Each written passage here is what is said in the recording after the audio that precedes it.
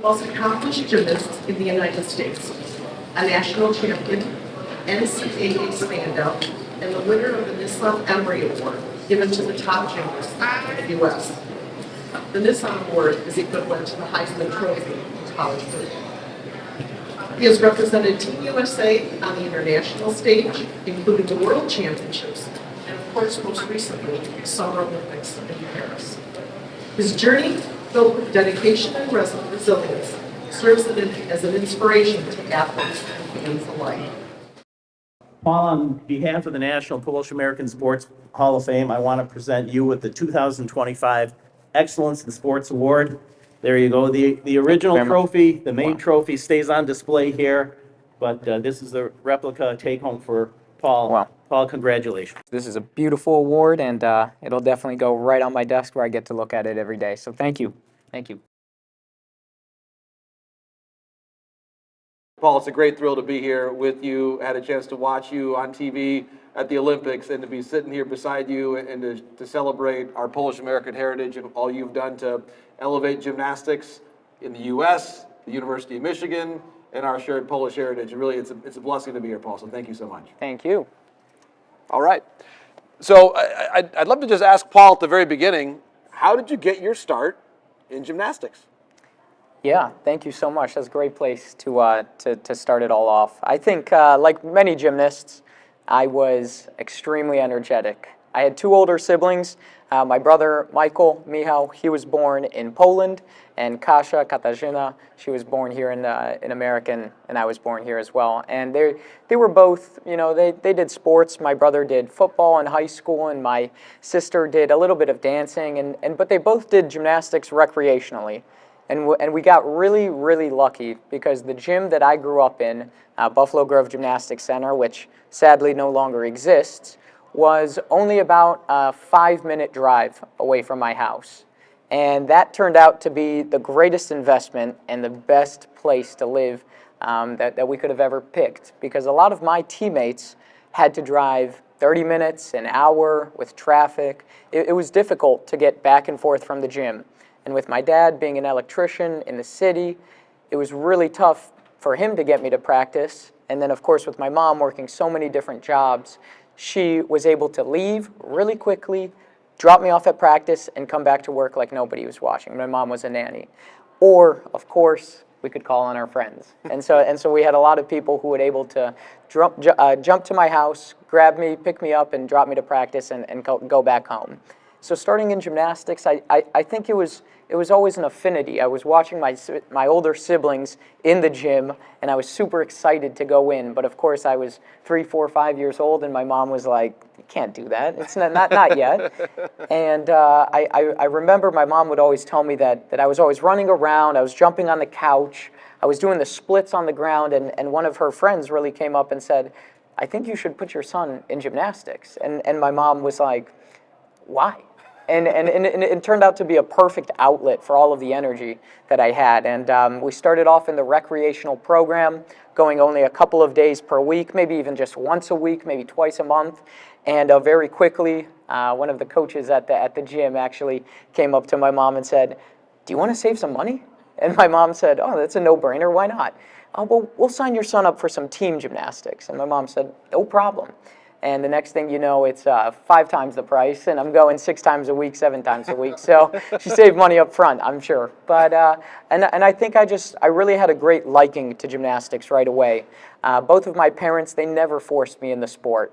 I was able to go there because I had fun. I had a lot of energy, and I could get it all out in the gym.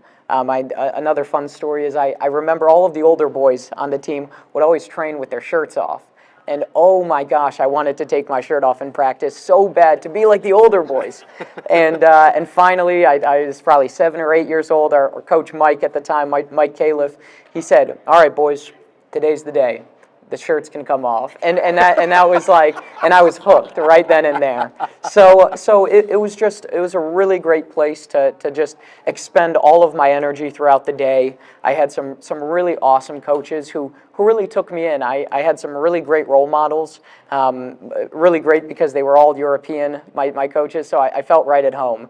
And I had so many different, father figures that made gymnastics so easy to go to every day. So, but I can't lie, without my parents, just constant love. They never forced me. I want to emphasize that. They said, Paul, you're doing gymnastics, and if you come home with a bunch of medals, awesome. And if you come home empty-handed, we love you just the same. So it never made gymnastics feel like a sport. It was just something I was doing that I loved.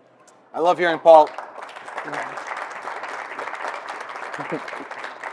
I love hearing the gratitude that Paul has. You can tell from the people that have helped him be here and enjoy a day like this. And on that note, who can you share with us special honored guests that are here with you and those who have helped you make it to this point? Oh, yeah. Yeah, well, of course, I'm taking the videos today for my parents who can't make it here today, but the one who's taking the video I have to commend is my wonderful and amazing girlfriend. Her name's Reina Gugino, and she deserves a round of applause because she's a fantastic gymnast herself at the University of Michigan. And I have to say, the one thing, and I always say this, until we make it happen, that Reina has that I don't. She was part of the first University of Michigan women's gymnastics team to win an NCAA team title. So that deserves another round of applause. And so just, Mom and Dad, I love you guys so much. Thank you for everything. And Reina, thank you for being here today. So how do you describe the gymnastics culture at the University of Michigan? Of course, you describe your childhood in the Chicago area. You come to U of M as a student athlete. I've marveled at the discipline that it takes to be great as a student athlete because of the academic demands and the athletic demands. So maybe can you share a bit of, for you and for Reina as well, just how you balance everything? Yeah, absolutely. And I think it comes down to recruiting. When I was in high school, there was a very small period of time where I quickly realized that I was going to be able to do this full time, and I was going to be able to become a college athlete. Of course, I had always had aspirations to become an Olympian, but a couple of my older brothers at the team that I grew up in Chicago started to get recruited, and I realized very quickly, wow, like this is a real path for me, and I can make it to college. And my dad loves telling this story, and he always tears up when I say it, but I promised my parents both that I would never allow them to pay for college. Once I had that gift of college, and I told them, wherever I go, you will not pay a dime, I promise. And God willing, the University of Michigan called along with a few other schools, and the next thing I knew, I was able to be offered a full-ride scholarship. So that was fantastic, and it was a burden that I really didn't want to have my parents have to pay, so I was super blessed to have those opportunities. Choosing the college really came down to three factors for me. I wanted to go somewhere where I was going to be personally developed to become the best man that I could be. That was super important for me. I wanted to have a lot of role models there that could allow me to continue to pursue the best version of Paul Juda, gymnastics aside. The second, of course, was education, because somebody coined it from another university, but I loved it, and they said, this is not just a 4-year decision, or in my case, a 6-year decision, but not just a 4-year decision, but a 40-year decision. At some point, all of these jerseys, they do just hang up on the wall. And eventually you have to move on and become a real version, a real person. You can't just be an athlete forever. And so that was really important for me to go somewhere where, after I finished my gymnastics career, that I could lean on that degree or the relationships that I built while I was there. So, of course, education. And then above all else, at that time, was gymnastics. And so choosing the University of Michigan was easy. I went to a place where I had brothers that I saw the culture. I loved the people that I was with. They were committed to becoming the best versions of themselves. We call ourselves Michigan men, and I love that phrase, and it's something that I believed in right when I stepped on campus. The rich history of gymnastics at Michigan was something that I adored. A fellow name on this trophy a few years back, his name is Sam McCulloch.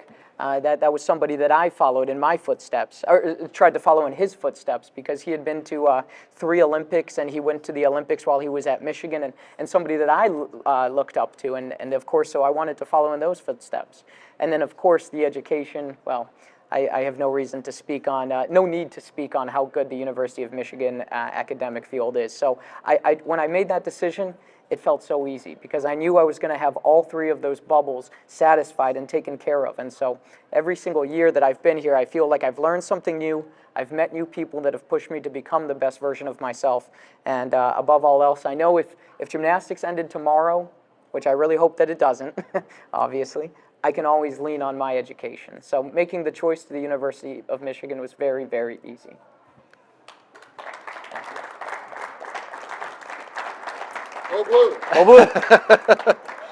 And Paul, one thing that we spoke last week about your academics pursuits, and for our audience, Paul is already a graduate of the University of Michigan. He's now a graduate student at U of M. So he's a grad student and still a varsity gymnast, in addition to being an Olympic medalist. So how did you balance, especially as you lead into the Paris Games over the last year, how do you balance? You're trying to finish your coursework. I'm just trying to wrap my head around exactly all that you had to do, Paul. So maybe take us through that 12-month period leading into the Paris Games. Yeah, I think a strong support system is very, very important. And it's really nice to share this life with somebody who has a very similar schedule and somebody who goes through a lot of the same academic challenges that you do, and somebody who understands what the tough days in the gym look like. And so I have to say first, having that support system like Raina right by my side has been beyond the most important thing. 12 months before the Olympic trials, I'm trying to put myself in those shoes. I'm training in the summer. The Olympics are on my mind, but above all else, I'm just trying to stay happy because I think missing the trials in 2021, or excuse me, missing the team in 2021 was really, really difficult. And I had a really great 22 season, but it ended with an injury come the summer. 23, again, I felt like I was having to prove myself again and again. And wrapping up my individual, my degree in psychology and sales and marketing from the business school, I was now grappling with whether or not I should continue doing gymnastics for the University of Michigan or just calling it quits and saying, hey, you had a good run, but, let's start the real world, let's start life. And so come 2023 summer, I'm training, I'm applying for grad school, and everything seems to start flowing in the right direction. And then, of course, that next year, with the first year of grad school in the real estate development program, grad school at the University of Michigan is no joke. I see why the degrees are real. What's worse about the graduate degrees is they don't care too much about sports. They do, but they don't like hearing that I'm going to miss a month of school because I'll be in Belgium representing Team USA for the World Championships. But of course, I think what I've done over and over in my career, especially in relationship with education, is I've always been upfront with my professors. First day of class, I'm going up, I'm shaking their hands, and I'm saying, hey, my name's Paul. I'm a student athlete here. Gymnastics is absolutely my focus, but I might miss some class. And I promise you, I'm not playing hooky. I'm not doing nothing bad. I'm chasing my dreams. I will get the coursework done. If I need an extension, please honor it because I'm exhausted and I don't ask for much. But if I ever do, just know that I really, really do need it. And they've always been willing and accepting of that. So I think balancing that academic schedule has always been easy has always been something that I've been able to work on because while I'm in the gym, I don't think about school. While I'm at school, I don't think about gym. And when I'm done with both, I'm thinking about Raina. And all of those bubbles are able to be separated because I've heard this quote before, and it's the best break from one thing is doing something else. And for me, it's when I'm done with gymnastics, I go home and I hit the books because, like I said, that 40-year degree, it's truly, truly important, especially when there's no $50 million contract waiting for me on the other side for the pro league. So that's how I balance it. That's very, very wise, Paul. I think that the way that you're speaking about the different pursuits, and it probably gives you that renewed sense of appreciation when you can really throw yourself into a new pursuit. It does probably reinvigorate that mental side of life. And that's where I wanted to go with my next question, because you alluded to it, just barely missing the team at the 2020 games, which of course were delayed to 2021. The mental side of sports is so big. Yeah. And I wonder, how did you find a way to harmonize that mental side, any self-doubt, and then just finding a way to push ahead and then make the team in 2024? Yeah. So I think it's a great story to talk about that year of 2021. So we got back to school.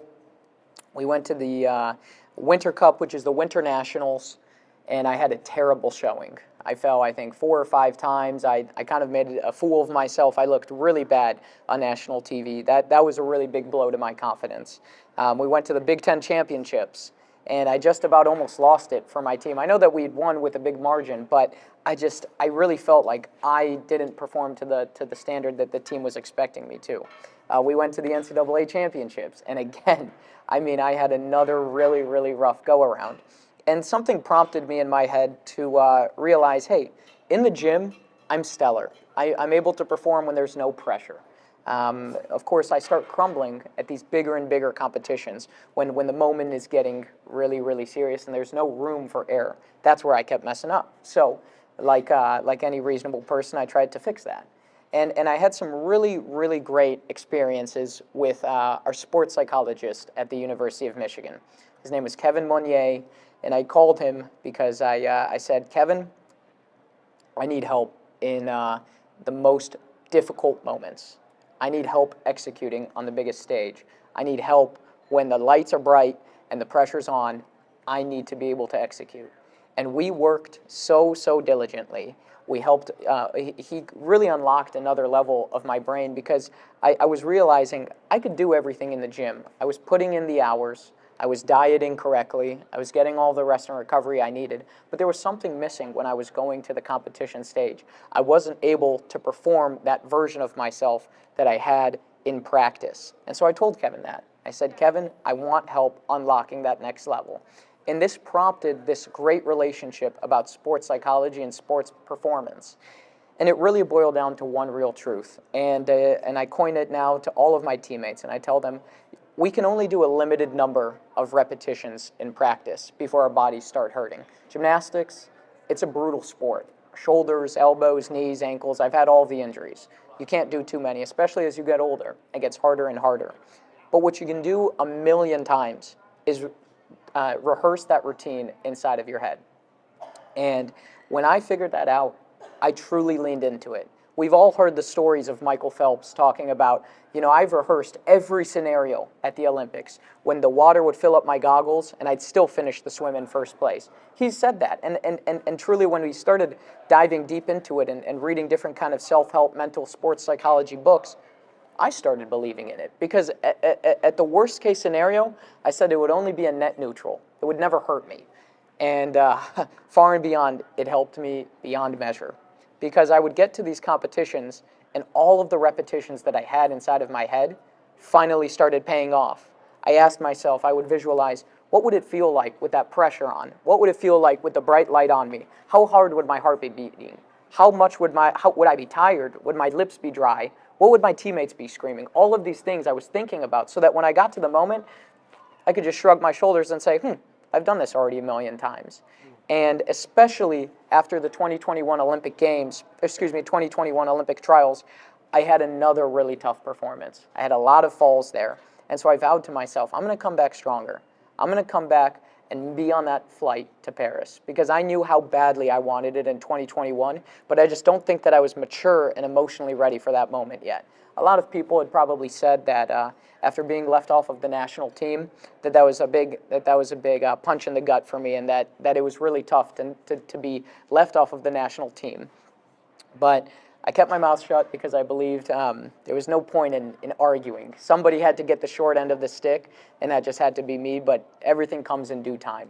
And come 2024, I just remember sitting in that back room and waiting for my name to be called because I wanted it so bad. And they said, gentlemen, I'm so proud of everybody's competition. Everybody had a great day. And your 2024 Olympic team is PA. And as soon as they said PA, I started bawling because there was no other Paul there. So that was just such a confirming moment that all of the work that I had done inside of my head, it was worth it. And just to quickly go past that, I was preparing for those next 2 months before the Olympic Games to be the first one up on every event. To make an analogy about golf, when you're playing a scramble with your friends, somebody has to get the ball in the fairway to let the other guys rip it. and I was the get it in the fairway guy. And I knew that every single event depended on me setting the tone. So what did I visualize? I visualized you're going to be first.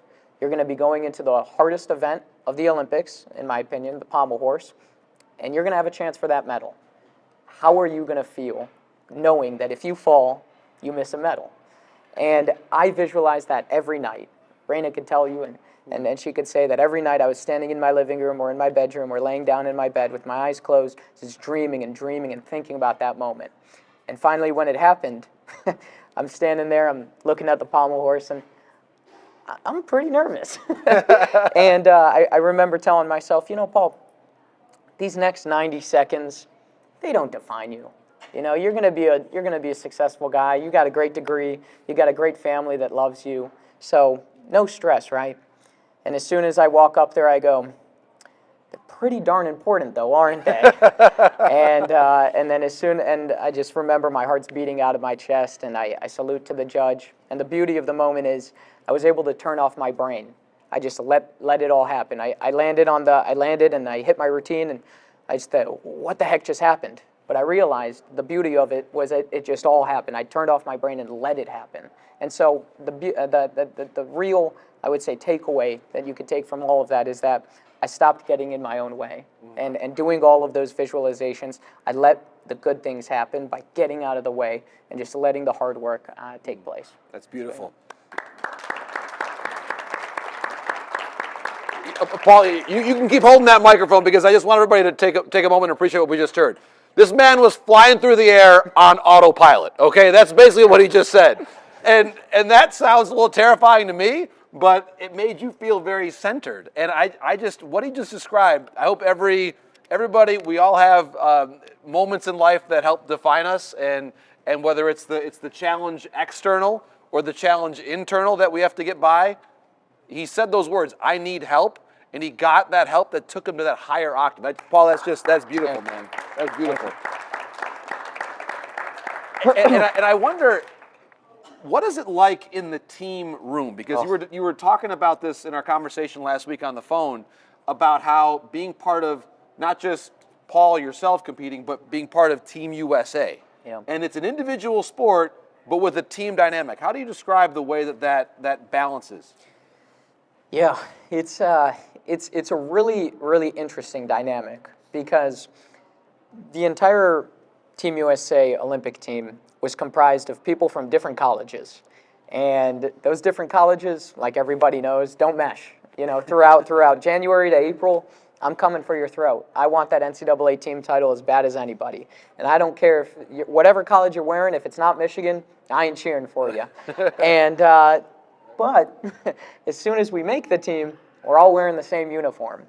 And I think that that's actually why we were able to succeed so well, because everybody had that brotherhood at their respective college. Everybody understood what it was like to cheer for somebody just as hard as you would be cheering for yourself. And so when we got to the Olympics, it took all about one day before we became all part of one team. And there was this phrase that's etched into most of the Olympic attire that said, "One for all, Team USA." And I truly believe that while we were there, nobody really cared about our backgrounds. We all knew that we were really great athletes. We knew that we had done so much and sacrificed so much. And on top of that, we all really wished that all of our teammates were there. And so we felt as though it was almost our duty to represent Team USA to the highest degree and to come home with that medal, because anybody at the Olympic trials could have been on that team. It's a minuscule of difference between this guy and that guy and that guy. It all had to fall into place. And so for that Olympic team to be the one that it did, we felt really honored, very privileged, and of course came with a lot of pressure. But having that NCAA background and having that experience of cheering on one another, when we got to the competition, we made it fun.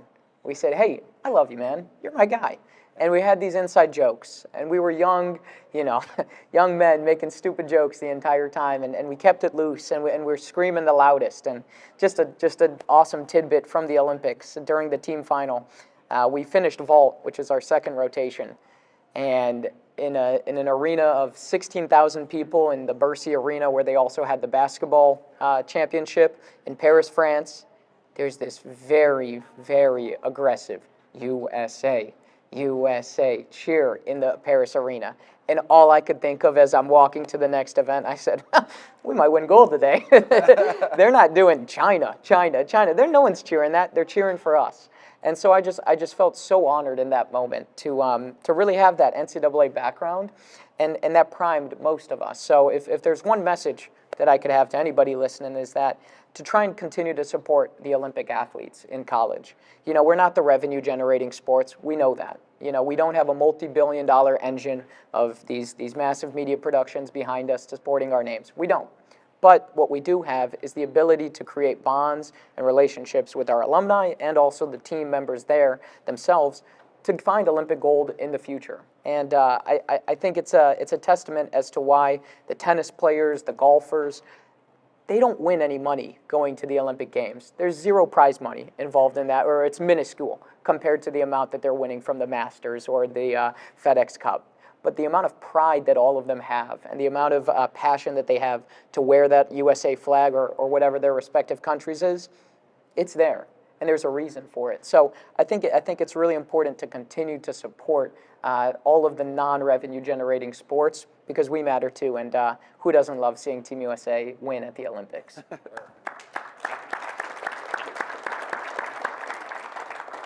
And within that competition, Paul, I'm curious to ask, the moment when you realized that your team had won an Olympic medal, a bronze medal, as you were going through that competition, what were those key moments, and then of course the ultimate one leading up to realizing that you are forever going to be an Olympic medalist? Oh, that's a tough one.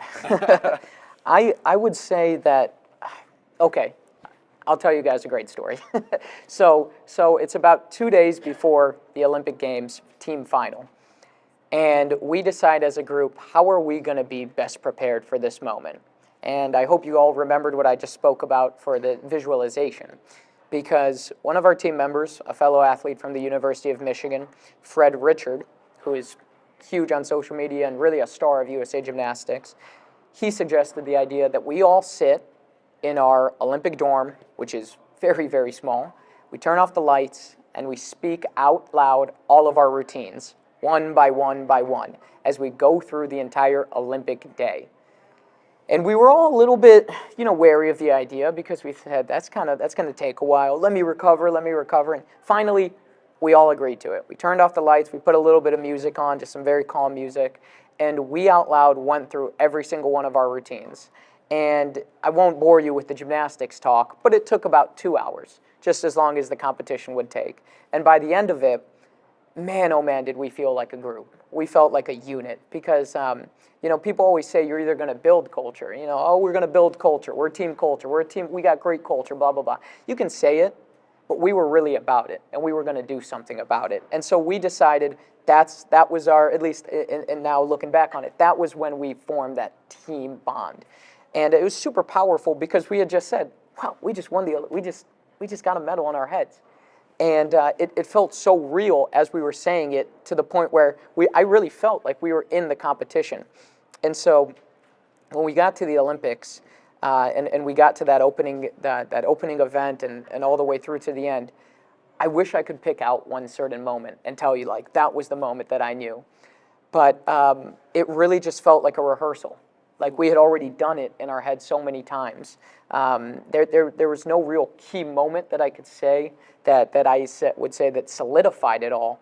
But we had already run through it so many times in our heads that it just felt like it was prophecy. It was going to happen regardless. But probably the moment that I realized that I was going to be an Olympic bronze medalist forever was standing up on the podium. You're looking up at the crowd's all there. You've got these young ladies carrying out on a Louis Vuitton platter these Olympic bronze medals and white gloves, and they're putting it on you, and you're like, I get to go home with this? This is mine? And then I know that it wasn't our flag that was being raised in the gold spot, and it wasn't the Star-Spangled Banner, but man, did the Olympic medal feel like gold in that moment. So it was fantastic, and I keep the medal either on my desk or on my bedroom drawer, and every time I look at it, it just brings back such a large amount of emotions.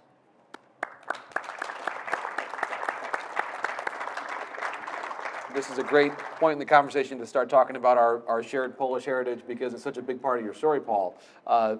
He actually had a choice to make. With both of his parents being born in Poland, he could have gone down the path of trying to qualify for the Olympics as a Polish citizen, as representing Poland. A big decision for Paul to make, and I wonder if you could share what that process was like for you. You're certainly proud of where you grew up here in the States. You're proud of your ancestry. What went into the decision to represent Team USA? Yeah, that's an awesome question. There's a fun story that Raina's dad likes to talk about, and it was just about those 2 years before the Olympics. The dates for all of the competitions were being released, and it was really awesome because the all-around final, which is the totally individual competition, was going to be on Raina's mom's birthday. And we thought, oh man, how awesome, 2024, Miss Gugino's birthday, and I get to compete, and oh, it's so awesome. Of course, the story didn't go like that I was a lock by any means for the Olympics, and a few injuries later, and Mr. Gugino sits down with me and asks, Paul, but if it's just about making the Olympics, couldn't you go to the European League and go make it for Team Poland? You've got the citizenship. Both of your parents were both born there. We could go apply, and I'm sure they would be honored to have you and whatnot. And it was a tough decision to make, because truly I did think, hey, once an Olympian, always an Olympian. Who's ever going to say that you're not an Olympian once you're there? But the thing of the matter is that, of course, I have Polish blood. Of course, my Polish heritage is there. But I was born in the USA. And I knew that year, 2024, Poland was most likely not going to have a great chance of getting a team medal. And I could have gone that route, and I could have gone to the European Championships and tried out for that position. But I knew that if I wanted to make history and be a part of a team that hadn't gotten a team medal yet, in many, many years, in 16 years in fact, I would have to have done it for Team USA. And it was going to be the more challenging path. It was going to be the more harder path. The Team USA roster, the potential roster, way more stacked. Lots of veterans, people who are very, very good at gymnastics. And I think I wanted that challenge. I wanted to set up for that harder and harder accomplishment, because I knew the harder the challenge, the sweeter the juice, and I was just going to be really, really excited with making that team, and I don't think I would have felt satisfied by taking the easy way out. And so I remember we're at the dinner with, post Olympic bronze medal ceremony. Mr. Gugino's there, and his family was able to come and watch, and he comes up to me, he squeezes me really tight, and he goes, "Yep, you were definitely right making that call. I'm sorry that I said anything else." And so I was just so happy to make that decision. But we've got some really great Polish-American athletes, actually.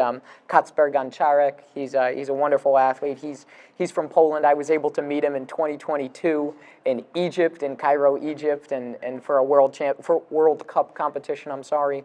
And he's been really great for Poland. He does a lot of international competitions there, and he goes to Penn State. So whenever we see each other at competitions, we talk. And a fun story about Kacper, he actually sells pierogi out of Penn State for $8 for 10. And my mom's like, he's making money like crazy. so he's awesome. So but yeah, Poland's awesome, and I in gymnastics, and it's been really great to just see their development over the years. But for 2024. It was written to go for Team USA, and I'm glad I did. That's awesome.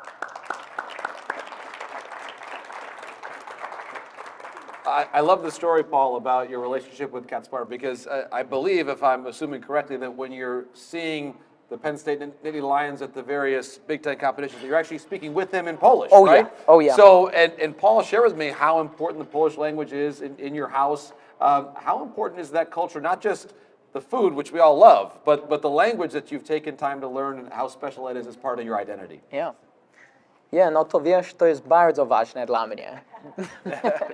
No, ja spróbuję może to pytanie powiedzieć po polsku, bo dla mnie to zawsze jest bardzo ważne widzieć ludzi, którzy mówią po polsku i wiedzieć, jak z nimi powiedzieć, co one potrzebują. Bo dla mnie obydwie moje rodzice mówią po angielsku, ale oczywiście one wybierają mówić po polsku jak mogą. I zawsze jak zadzwonię do taty czy do mamy każdy dzień, próbuję mówić po polsku, ale jak naprawdę jestem zmęczony, no wiesz, ja mówię po polsku and English, ale ja też mam moją, wiesz, szkołę skończyłem psychologię i to naprawdę jest takie bardzo interesująca rzecz, jak ludzie mogą mówić in English i prosto mogą mówić po polsku. My to wszyscy to wiemy.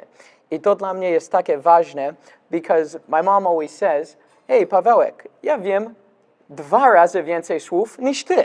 And niż wszyscy. Because she knows all of the English versions and all of the Polish versions. And so for me, I think keeping that heritage is bardzo, bardzo ważne. And I'm always I wasn't able to go to Polish school my entire life. There was a point where the Saturdays became more filled with gymnastics than school. And I had to stop going to Polish school. But my dad and my mom really wanted to make sure that I kept going to church and I kept going to all the Sunday schools. And so I had private one-on-one lessons because my mom and dad said, hey, you have to make sure that we finish all of this. And so I made my way. And it's really important. I love when I call my brother and my sister and we want to talk about something secret.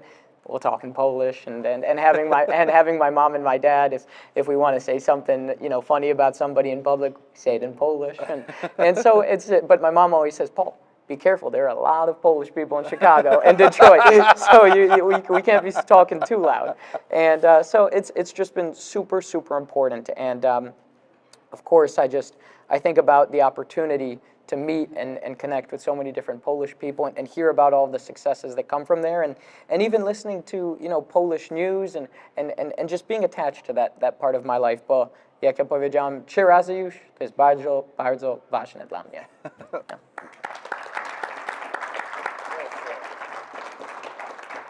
Gratulacja. I wish I could keep up with you, Paul, but I can't. My Polish very, very limited to what my grandmother, who was born in Hamtramck, taught me. Was a few phrases, but my heart is very proud.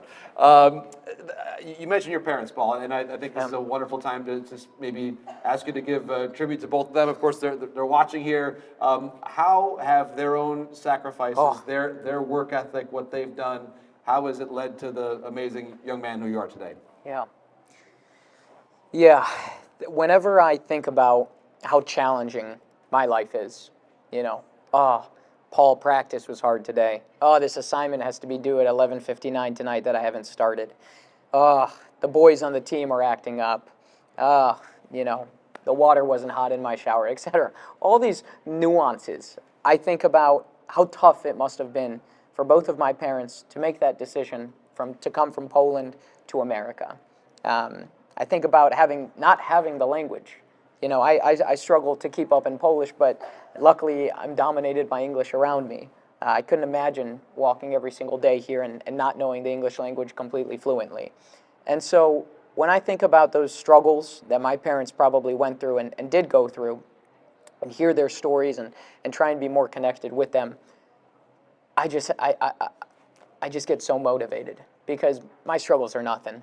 I'm not making a decision for my future generations by my actions. I'm not taking a risk and leaving the family that I know to go and be in America all by myself and not have any technology, let alone having FaceTime or technology and calling and only writing letters back home. I don't have to do any of that.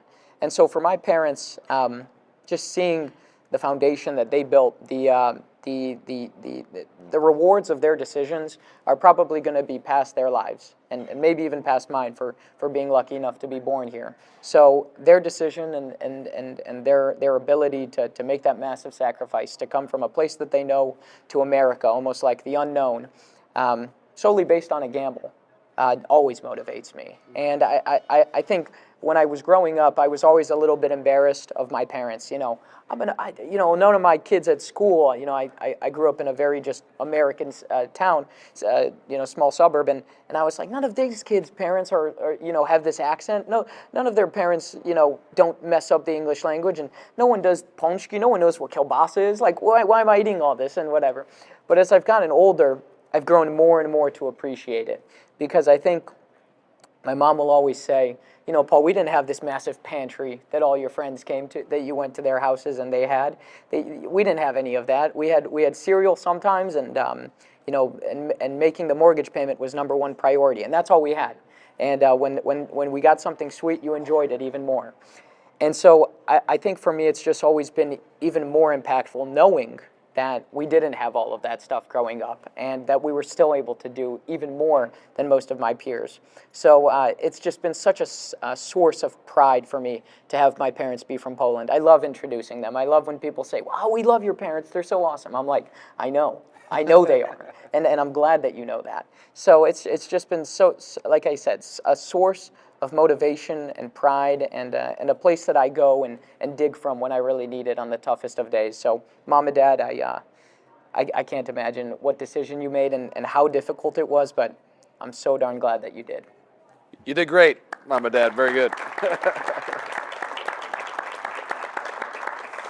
So we'll do one last one from me, and then we'll open it up to some audience questions. I think certainly you mentioned to me one of the big goals for you and your team at U of M is the team national championship, which, by the way, for everybody watching, it's coming up in Ann Arbor. Michigan's hosting it in April, right? April 19th. April 19th. So it's an amazing event. Chrysler Center, come and enjoy that, and hopefully cheer on the Maize and Blue to a national championship. So Paul, for this year and beyond, whether it's academics, whether it's 2028, what's the next plan for the next couple of years for Paul Juda and family?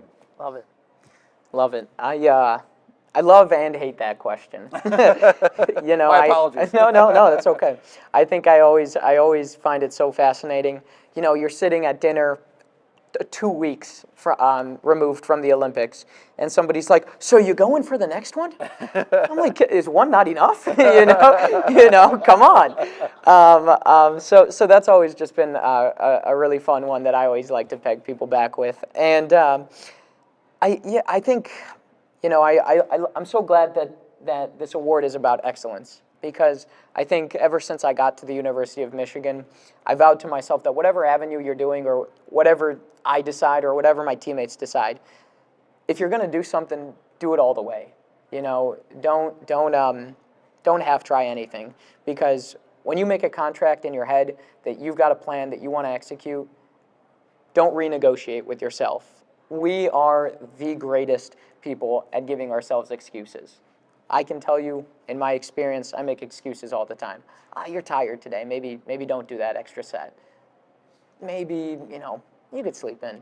You don't really need to go to morning workout. You've been doing great for the last month. Don't renegotiate. And so I think, so whatever it is I end up doing, whether it is continuing gymnastics, whether it's diving into the real estate development world, which is what I want to do in terms of my professional career, I know that I'm going to fully go for it. If I'm done with gymnastics, then I know that I have to make that hard stop. That, hey, this is the end of it, and I'm never going to look back. Because there's also a piece of me that knows I never want to have that little what if moment. If you have the what ifs, those keep you up at night. I have to shout out my girlfriend for this amazing story about the what ifs. And it was about a month before the Olympic trials, and my gymnastics wasn't really going the way that I wanted it to. I wasn't on the upward trajectory. I was kind of plateauing. If anything, I was regressing a little bit. And I knew that I only had about a month out, and I think I started to renegotiate my own goals with myself. I was saying, you know, you had a good run. You know, the Olympics are a far-fetched dream. Not too many people get to become an Olympian, and that's okay. But you were a great gymnast. You had some really good opportunities, and you've done a lot of really cool stuff. But it'll be the end of it. And I start asking her a lot. I start saying, where should we go on vacation this year? I'm talking like in 2 months. So I'm planning now a 16-month away vacation. I'm like, should we go to Mexico, Europe? What should we do? And she's like, I don't care. Just plan whatever you want. I'm not interested. She comes to one of my practices, and she goes, remind me to tell you something later. I need to talk to you. Mind you, that was a really bad practice. I was falling quite a bit. And falling's okay. You're going to miss a lot in gymnastics. Falling happens, especially in practice. But it's how you get up. And we've all heard the phrase, it's not how hard you get hit, it's how hard you can get hit and keep moving forward. And suffice to say, that practice, I wasn't moving forward very well. I was dejected, I was giving up, and I didn't know it, and my teammates weren't telling me. So I just thought it was a normal day. And we get back home, and my girlfriend says, Raina says, I really feel like you're not giving this your best foot and your best effort. And man, oh man, did I get upset. Slammed the door, I said, who are you to tell me how I'm going after my goals? You know, this is my Olympic dream, not yours. I'm doing my best work. And that obviously started a flame that I was not ready for. But I felt so personally attacked. I said, I'm going for my dream as hard as I can. What do you mean I'm not trying my hardest? And she said, well, nobody else is going to tell you this but me. And I'm telling you right now that you're not giving your best foot forward. And I would hate to live with myself if I didn't tell you that and you didn't get to accomplish your dreams. And that took a really big hit on my confidence. I mean, you got to think about it. I'm a month out from the Olympic trials, biggest competition coming up for me, and I just got told that I'm not trying hard enough. Okay. And it took a really, really hard sleep over that, and I decided, truly decided, made a contract with myself. I don't care if I make this team or not, but when I leave that arena, I will have no regrets. I will make sure that no matter what the outcome is, I will not give myself any what-ifs. I will not. I start attacking practice. I start coming into the gym motivated. I start telling myself, when I leave that gym, when I leave that arena, there will be no regret. Olympic team, alternate, no national team, whatever you be, there will be no regret. And I remember this moment when I was getting out of the shower just before the second day of the competition, and I said, I'm going to make my dreams happen today. Today's the day I'm going to accomplish my dreams. And of course, and then when we're sitting back in that arena, and the National Selection Committee comes out and they read off that Olympic team, I was so darn happy that I had that conversation about what ifs. So just have to say thank you again to Raina for giving me that stern talking to, and it's just so blessed to have a partner that's willing to tell you that hard truth, because if they're not, no one is.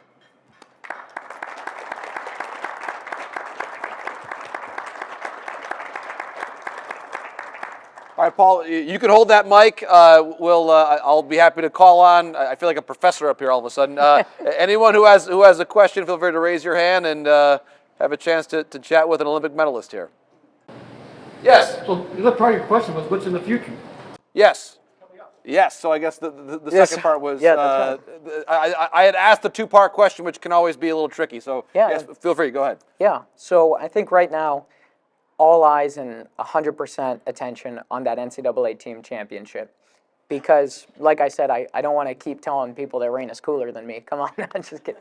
But I really want to cement that in the Michigan history. I would trade every single one of my individual championships for the Michigan team championship, because as much fun as it is to stand on the podium, it's a lonely place if it's not with your teammates. And so I really want to be up there with the teammates. I want to raise that NCAA team trophy with me, and I want to bring it back to Ann Arbor just like Sam McCulloch did. So that's priority number one, and we've only got about a month and a half to get that done. But April 19th, I would love to see every single one of you there wearing Michigan Amazing Blue, and just fill out that arena, because it's going to be a magical place. And then after that, I think finally I've decided that I'm going to have a restful summer. I think I'm going to really enjoy this summer. I've got a lot of teammates who are getting married, and we're going to be going to a lot of weddings together, and just going to be enjoying my life as a non-student athlete for a minute, and then we'll decide after that. Great. Yes. Well, two-part question. One is, tell us a little bit about your experience in the Olympic Games. Yeah. And also, specifically, I'm interested in, were you able to talk with any of the Polish athletes? The second thing is, you mentioned diet a couple times. How come Apple is the Polish diet? Are you able to eat much? Let's start off with that diet question. I remember right after missing the 2021 Olympic team, the first thing I did was go home because I said, it was a tough summer, it was a long summer, and all I could remember is waiting for kotlet schabowy and pączki and some kartuszki, cucumbers. Why can't I? Yeah, oczywiście. Yeah. So I was just waiting for that to fill me up, and it's always so great to go home and have my mom and dad cook for me. So I would say that's probably like a Sunday, very small portions, but who doesn't like a little bit of pączki? Or maybe So, of this course, week on Tuesday. Maybe right. one on Tuesday, right? That's right. Yeah, okay. So, and then the Olympic Village. Oh, I think it's so easy to hear about how Team USA doesn't offer a lot of prize money for their Olympic athletes and think, oh, it's such nonsense that the Philippines offers, 500,000 USD for anybody that makes a medal, or, some other country offers $1 million and 5 houses and Porsches and et cetera. And you're like, why doesn't the US offer any of that? And I can tell you that the money is there, but it is in a different place. When you walk into the US Olympic Village, or excuse me, the Olympic Village, you look to the right after you walk in. The biggest and best tower is the Team USA tower. It's the closest one to the transportation. It is the closest one to the cafeteria. It is the best looking one. It has every single amenity you could possibly ask for. It's got training tables. It's got snacks. It's got American food. It's got a lot of massage therapists. It's got cold plunges, hot tubs, recovery tools, everything you could possibly need. It's got air conditioners where there was no air conditioning. It's got mattress toppers. It's got Polo Ralph Lauren. We've got all that clothing. It's got Nike clothing.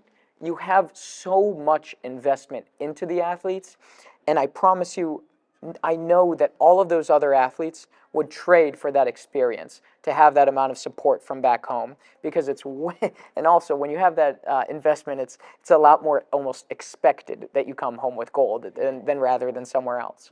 And so, of course, what you lack in that prize money, you have in the Olympic Village. Hanging out in the Olympic Village was funny because I remember walking in. This is like the 3rd or 4th day the Olympic Village has been opened. I walk in and there's a flood of people walking all around, and I felt so nervous because this is my first Olympics. I have no idea where I am. I've got 3 huge suitcases that I can barely lug around. And there are people that have looked like they have been here for a month. They know where everything is. They're biking all around, and everybody looks calm. And I'm panicking. It's my first Olympic Games. I have no idea what's going on, and people just look so comfortable. So that was a little bit crazy. The beds were very small. I know people like to ask, oh, were the beds really cardboard? They were. And the food, it was okay for the first couple of days, and then they decided to fly in all of the protein because they were doing a very sustainable Olympics until people complained that there was no protein. So they flew in all of the meat. And I would say that people are really eager and quick to complain about the living situation. They say, the Olympic Village, whatever. I'm a very glass half full kind of guy, if you can't tell. I decided that this is what it is. It's a cardboard bed, so be it. Everybody's got a cardboard bed. I'm going to make the most of it. So what, the food's not awesome? Got to make the most of it. It's the Olympics. It makes a good story at the end of it. I don't have time to complain. We have a competition to go win. You know what I mean? And then the ability to hang out and meet some Polish athletes, absolutely. I think I talked to a lot of Polish athletes, and I can tell you that there were a few Polish-American athletes that I spoke to who decided to go the other way and go compete for Poland. And there were a couple of guys that I tried to be like, oh, cześć, jak tam, moje imię Paweł, and they were like, what's up? Yeah, my name's John. How's it going? And I was like, thank you, John. Nice to meet you. That kind of ruined it, but so that was a little bit difficult. And they were like, yeah, I go to USC in California. How's it going? I was like, oh my God, sweet. So that was a little bit fun. But yeah, I just always felt it was cool. You saw being surrounded by those kinds of athletes was awesome. It is the most testosterone-filled place ever. Everybody is in tip-top shape. Everybody is huge. Gymnasts, we're not too tall, but these athletes are like 6 foot, 6'5". Everyone's massive walking around, and I'm like, everybody looks awesome. So I think just being surrounded by so many different countries, by so many different amazing athletes, and you're like, hey, this is the pinnacle. And there's just like a good camaraderie. You meet people from all these different places. You trade pins. So I've got a bunch of really cool pins at home, and it was really awesome. It was cool. That's great. Awesome. Yes. Is 2028 in LA part of the game plan for you? You know, see, is one not enough? No, I'm just kidding. I think you know, something that reverberates in my head is about the Chinese 2008 Olympic team for men's gymnastics. The Olympics were, of course, in China, in Beijing, and my coach at the University of Michigan, his name is Yuan Shao, and he was a former Chinese national team member. So he's, of course, got all the ins. He knows how they trained and what made them so good before he came over to the USA. And he let us know how impactful it was and how much pride the Chinese athletes felt that the Olympics were going to be held in their own host country. And they came out with this dominating force. We know that the Olympics are going to be here. We're going to win every event. We're going to win the all-around, and we're going to win the team medal in Beijing as the host country. And I'm actually so proud to know that this question came up because they won the floor, the pommel horse, the rings, the P-bars, the high bar, the team final, and the all-around individual final. They almost swept. There was one event that they did not win, and it was the vault. And what's even better about this story is that the man who won vault, his name is Leszek Blanik, the only Polish-American gold medalist from that 2008 Olympic Games in men's gymnastics. Wow. So it was just a really great story. But all of that to say is that, of course, there's that renewed sense of like, hey, it's on home turf. There's that feeling of when do you get to do an Olympics in your own host country? So I would say that it's brewing. I couldn't tell you if it's in the game plan. I couldn't tell you that that 2021 wasn't going to be in the game plan, you know? So I think, but right now, I'm taking it one day at a time. I've got this really new sense of identity. I think having a little bit of some swagger from the previous Olympics allows me to look at the next Olympics a little bit differently. I know for sure whether or not I am a part of the 2028 team, I'm going to be 100% integral to the reason that they win gold. So I would love that to happen, or at least love the opportunity for that to happen. So in whatever capacity, I will be helping. Awesome. Yes. Yes, go, please. Yeah, the Gold Over America tour was awesome. I think the first thing I would love to say is that we were so happy to be invited. In 2021, it was a purely women's tour, and they said it was great. They had a lot of fun, but honestly, the producers of the show said that there was something missing. And to have the men there, just they said it felt like a more complete show, which I was so honored to hear, of course. To be able to parade around and of course to come off of the success of the Olympics is another great thing, because I can't imagine what it would have been like if we didn't have a medal on the tour. I might not have wanted to be as joyful and happy on the tour, but it was really, really awesome. We saw 32 different shows, 30 or 31 different cities. Really long, really tough to be away from Raina for that long. I would do the tour again, but I would have a stipulation that Raina comes along with me. And but it was awesome. You get to be around so many great athletes like Simone Biles, Jordan Childs, the men, Fred and Brody and I. And we just got to show people what gymnastics is all about on a much lower scale. We got to celebrate, we got to talk to the crowds a little bit. And above all else, I think that we painted men's gymnastics in a really great light. We allowed people to see our personalities and also show, hey, gymnastics isn't just for girls. It's for men, and there's a lot of really, really great things and upside if you put your heart and mind into it. So it was really fun, a great experience. And it ended in Detroit. Oh, wow. Awesome. At LCA, right? LCA? Yep. Yeah. That is awesome. Little Caesars Arena. Very good. Yes. Paul, describe your typical day. What time do you get up? When you get to class? When you get to the big question? Got it. Yeah, it's a pretty robotic day. I would say I'm up around 6:10 a.m. straight to either the gym, the weightlifting gym, or the gymnastics gym. We're doing a morning practice for about an hour, sometimes about an hour and a half. This semester has been especially rough because class has been at 8 a.m. and they're preparing us for the corporate world, which I appreciate, but it's a little tough after weightlifting, especially everybody knows the Michigan winters. And what's funny is I came up to one of my professors this semester, and the class is accounting for mergers and acquisitions. I'm an accounting master's student, so just a very, very technical class, and a little bit older of a professor. And I came up to him and I said, "Listen, professor, I might be here 8:05 the latest. I'm lifting at 6:30. It's tough lift. I'm trying to get better, and I promise you, while I'm in class, I'm very attentive, but I might be late because I'm traveling from there to here." His first question was, "Is that adjustable?" And I said, "The whole rest of my day is blocked out, so no." And he's like, "Okay, well, try and make it adjustable." And I was like, "Okay, this is how this semester is gonna go." So that was a little bit tough, but I made sure I always showed up at 8 because, what's the point in arguing? So I finished class from about 8 to about roughly about 1 p.m. And then from 1 p.m. to 2:45, I'm either in the physical training room getting needles in my arm for recovery, cupping, massage, eating lunch, something along those lines during that 1.5 hours. Preparing for practice from 2:45.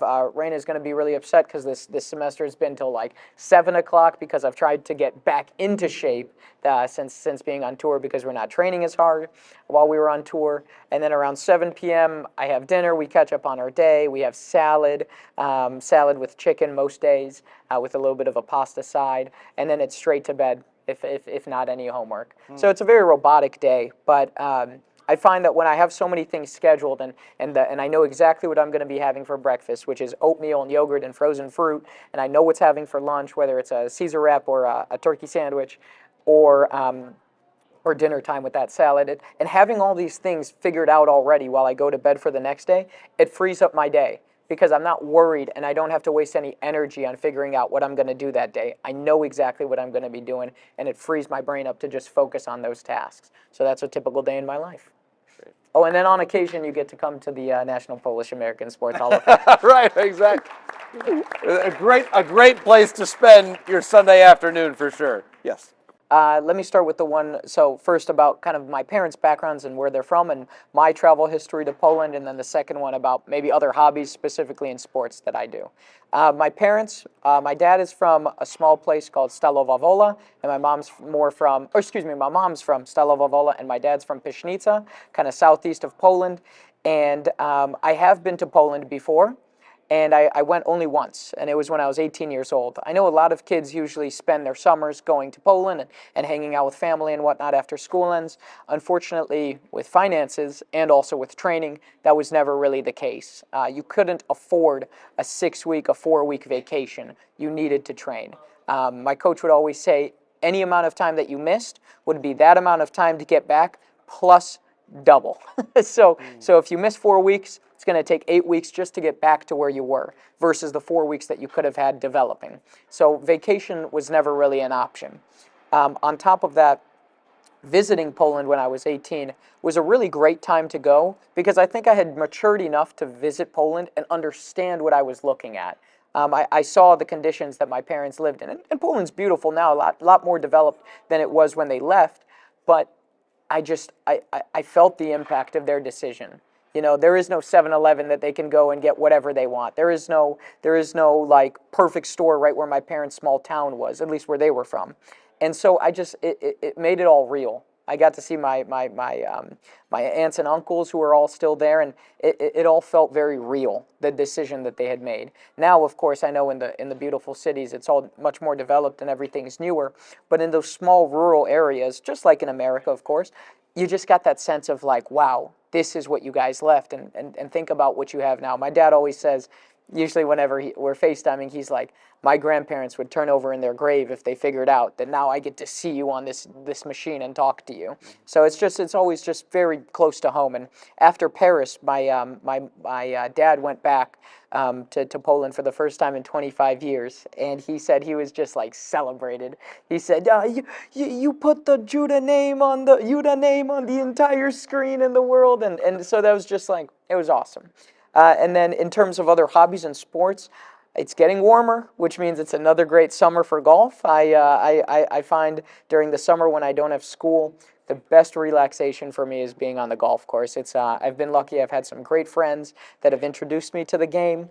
And I think the part that I love about golf is very similar to gymnastics. It's very individual. You get to practice a ton, and you'll never reach perfection. And so it's just something that I really enjoy. I have a lot of great times on the golf course, and of course, when it's a beautiful summer day and the sun's out, what better place to be than outside? So yeah, of course. Great. Any other questions? I did have one last one, if we don't have any others from the audience. Favorite event, favorite discipline within gymnastics, and/or your hardest event? Which one is the toughest one? I would say my favorite event is also probably the toughest one. It comes down to twofold, and they're both for very similar reasons. It's the pommel horse and the high bar.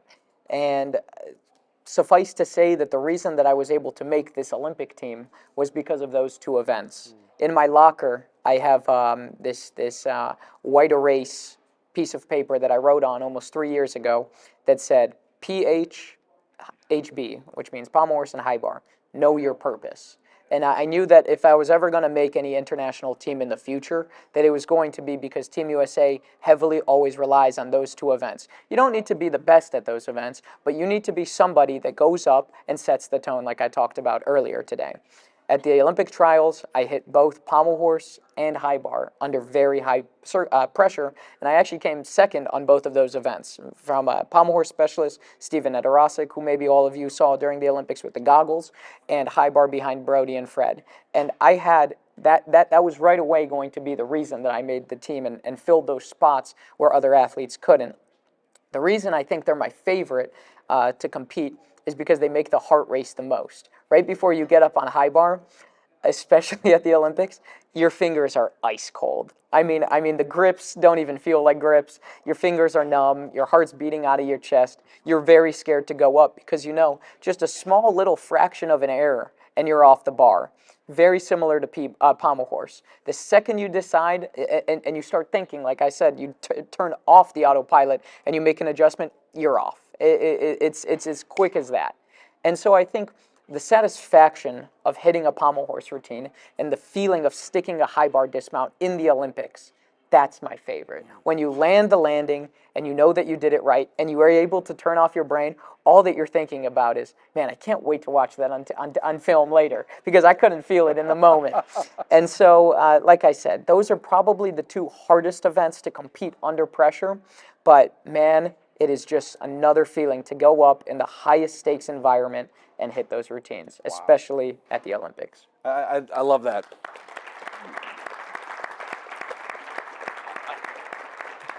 Paul, I'm just in awe of how you describe that. Autopilot in midair. Wow. That takes that fortitude that we as Polish Americans try to aspire to. You embody that better than anybody, my friend. So thank you so much. When you're at Chrysler Center watching him in the NCAA championships, you will there hear his name, Paul Juda. In this room, Pavel Juda. That's right. We can go, either one. He answers to both. And gratulacja, Paul. It's an honor and a blessing to be here, and continued success. Thanks for the way you represent all of us here in this room and beyond. Thank you. Thank you so much. Thank you. Thank you for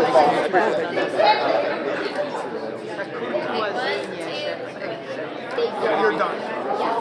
And then the underdog is not next to each other. Oh, yeah, that's right. Yeah. So my. I got you. Get to touch it too. I've never been that close to one of those. Wow, that is. Oh, yeah. It's very heavy. All right, We got to let some other people. Yeah.